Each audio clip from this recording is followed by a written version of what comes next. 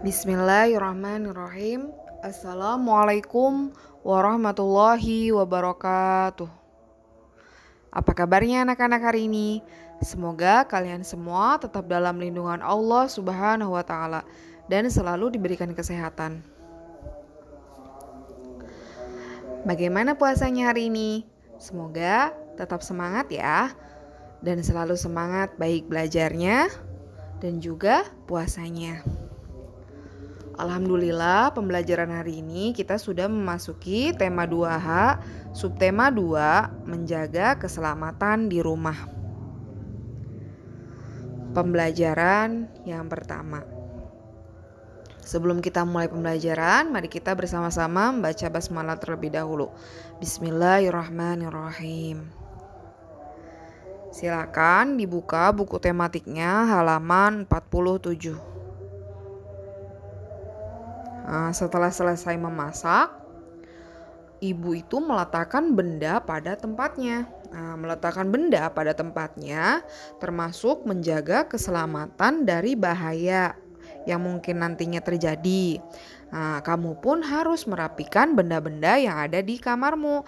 Letakkan benda-benda pada tempatnya setelah digunakan.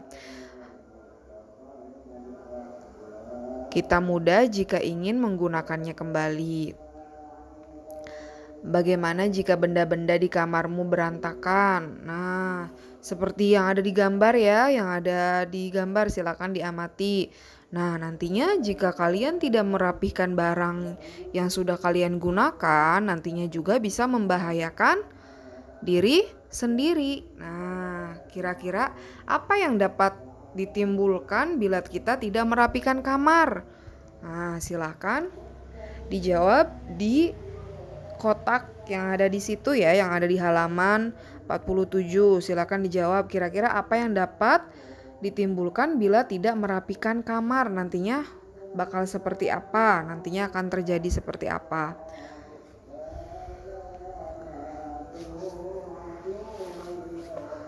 Kemudian dilanjut di halaman 48, ayo mendengarkan.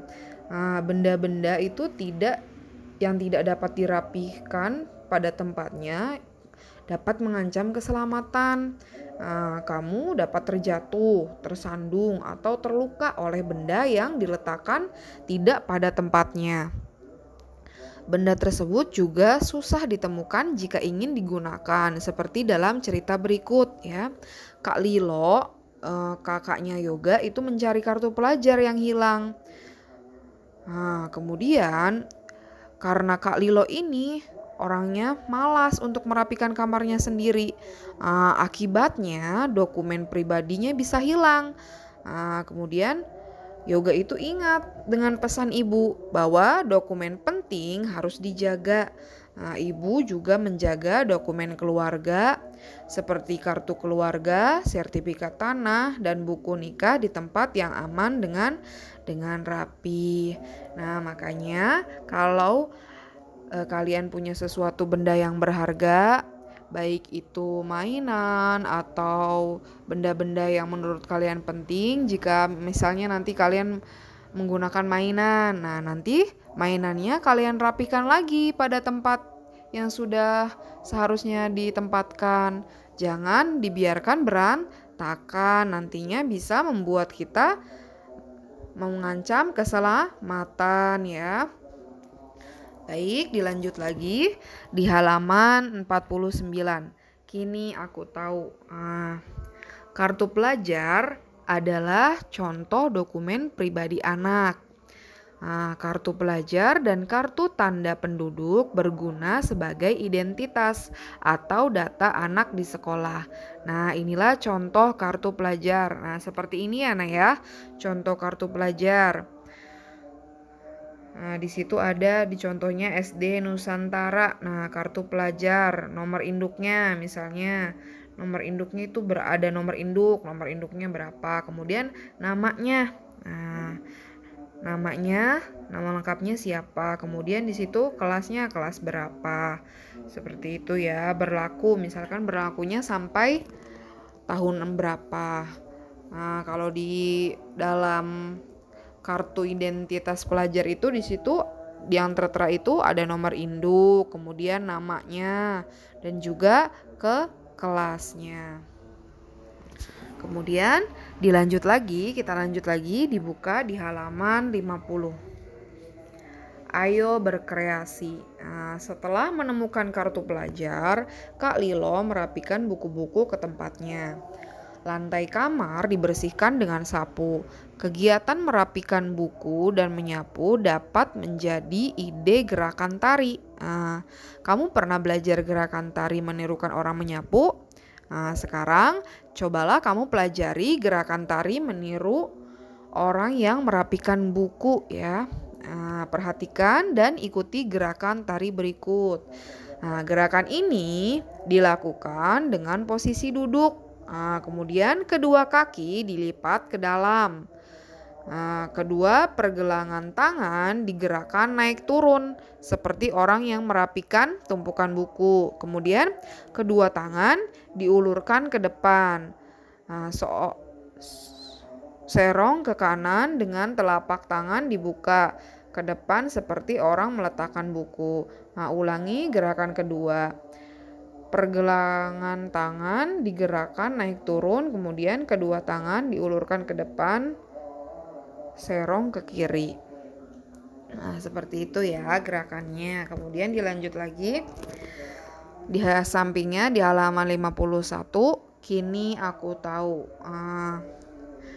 Lilo mencari kartu pelajar dari pukul 3 sore ya. Pukul 3 sore itu ditulisnya pukul 15.00. Nah, 2 jam kemudian kartu tersebut baru ditemukan. Nah, 2 jam dari 15 itu berarti 2 jam dari jam 3 itu berarti berapa?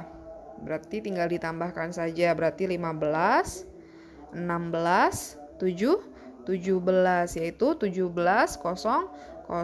Perhatikan pada jamnya ya di situ. Nah, di situ jam 3 sore.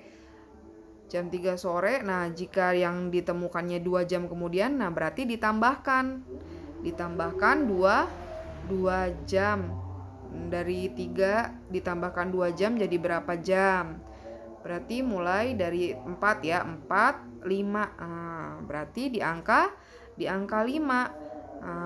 Di angka 5 itu jam 5 sore itu dituliskannya pukul 17.00.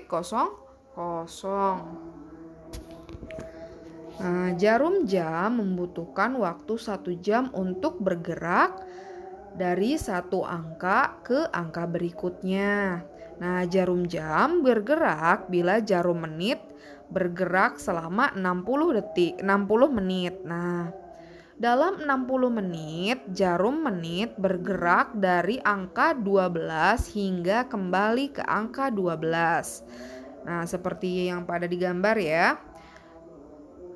Angka menit itu jarum yang menunjukkan ke angka menit itu nantinya berputar dari 12 melaju lagi sampai 12. Itu hitungannya berarti 60 menit. Kemudian jarum menit akan bergerak bila jarum detik bergerak.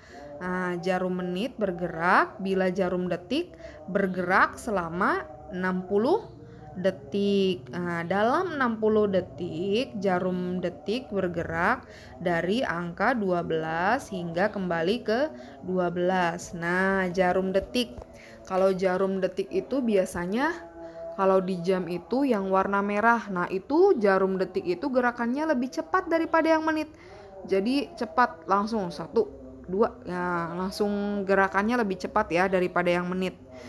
Karena perhitungannya 1, 2, 3 seperti itu ya. Kan kalau menit agak lama karena menit itu 1 menit itu sama dengan 60 detik. Nah, biar tahu 60 detik itu dimulainya bergerak dari angka 12 kembali lagi sampai ke angka 12. Maka itu menunjukkan sudah 60 detik. Nah, 1 jam itu sama saja dengan 60 menit. Dan 1 menit itu sama dengan 60 detik ya. Nah, dibuka di halaman 52. Pada halaman 52 di situ ada ayo berlatih. Nah, sekarang cobalah kamu berlatih menemukan lamanya kegiatan berikut. Nah, Ibu contohkan pada nomor pertama ya. Nah, Ibu pergi ke pasar pukul 9 pagi. Kemudian Ibu pulang dari pasar pukul jam 12 siang ya.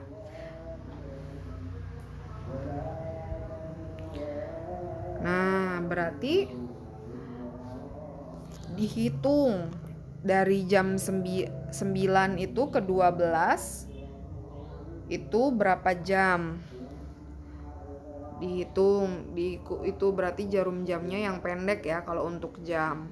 Tadinya dari 9 ke angka 12 berarti berapa jam?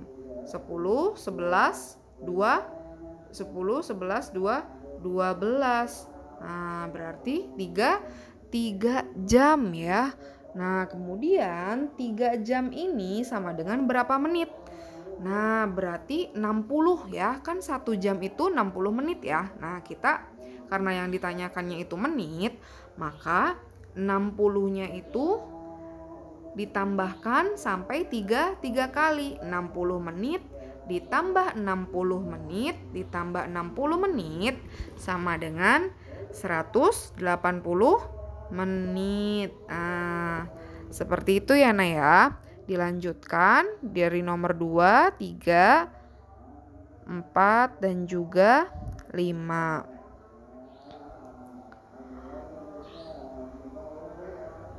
Alhamdulillah pembelajaran hari ini